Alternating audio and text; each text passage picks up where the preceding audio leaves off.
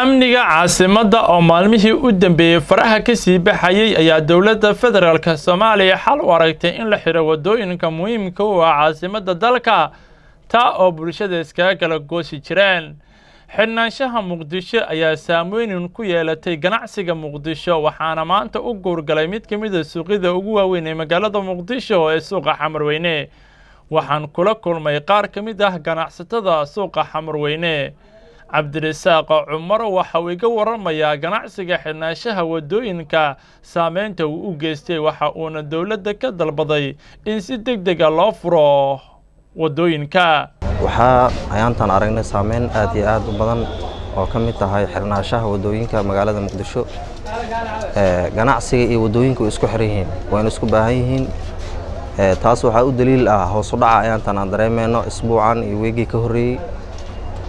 qofku wax ka gadanayo wuxuu soo marayaa wado marka badeecad doonaysa waxa maraysaa wado intii haday xiriin waa mashaakil meeshiis taagan. waxaan sidoo kale kula kulmay qaar ka mid ah ganacsatada ku iibisa dharka iyo saacadaha waxayna hoosta ka xariiqeen in hoos u dhac weyn uu ku yeeshay ganacsiga Muqdisho. qawada magaalada Muqdisho inuu haysto hadaan ganacsiga Soomaaliyeed nahay waxaa ka mid ah wadooyinkii xirmay oo dadkii ganacsiga hoos u dhacay.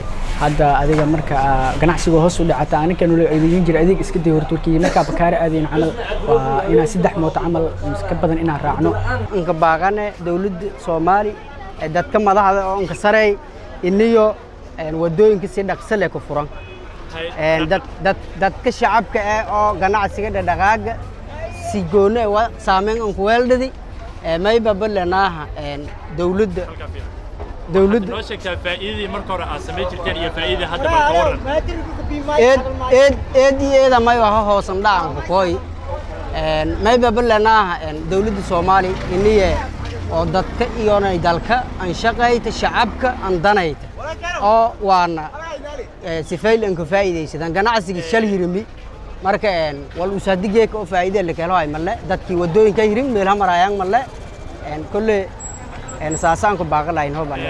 Cabdiraxmaan Cali waxa uu farta ku fiiqay in ganacsiga faa'iido ayna ka soo galin sidii loo xiray wadooyinka. wallahi marka hore faa'iido heleen laakiin hadda macaamiisha kala Soomaan hadda waxana gadanaa wadooyinka waa xiriin dadkii ku maal lahaa guriga iska joogan Soomaan wax laga yimaado. isagoo hadalkiisa sii wata waxa uu tilmaamay in alaabta ay ku keenaan dusha maadaama inta badan ay ka soo iibiyaan suuqa bakaaraha ee magaalada Muqdisho.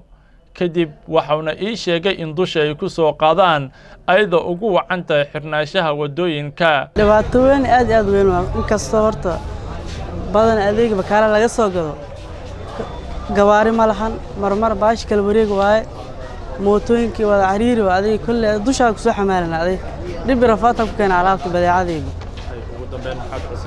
ugu dambeyn waxaan ilaa madaxda Soomaaliyeed sida dhaqsiyaha badan in wadada masaakiinta loo furo anagana si u ganacsan lahayn aan u faa'iido lahayn ayaan ka codsan lahaa. xirnaanshaha magaalada Muqdisho ee caasimadda dalka ayaa ganacsatada ku nool magaalada waxay dhibaatooyin fara badan ka muujiyeen xirnaanshaha Muqdisho. Mustafa Cabdi Gaaw, Mustafa Karama TV, Galmudug, magaalada Muqdisho.